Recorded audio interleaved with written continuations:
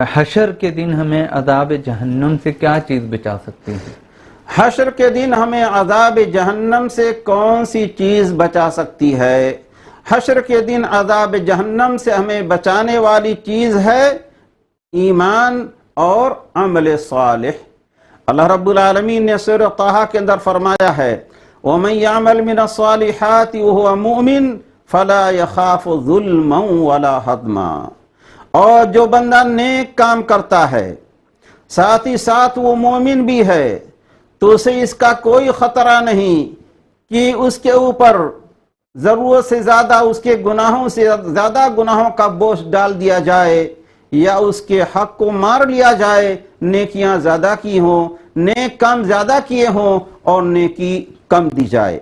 اللہ رب العالمین نے سورہ کہف کے اندر فرمایا ان الذین آمنوا وعملوا الصالحات کانت لہم جنات الفردوس نزلا، یقیناً جو لوگ ایمان لائے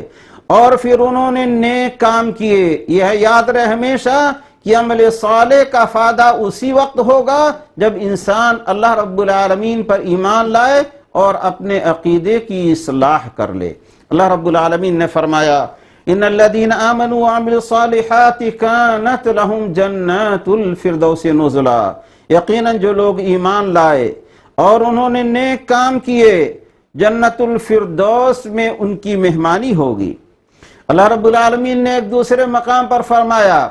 الذین آمنوا ولم یلبسوا ایمانہم بالظلم اولئک لہم الامن وہم مہتدون، جو لوگ ایمان لائے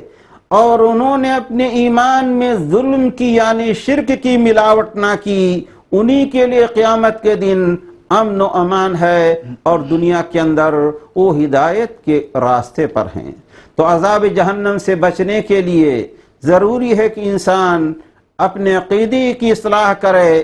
غیبت سے، چغلی سے اور شرک سے اور دوسرے بڑے بڑے گناہوں سے بچتا رہے۔ اللہ رب العالمین ہم سب کو جنت الفردوس کا وارث بنائے۔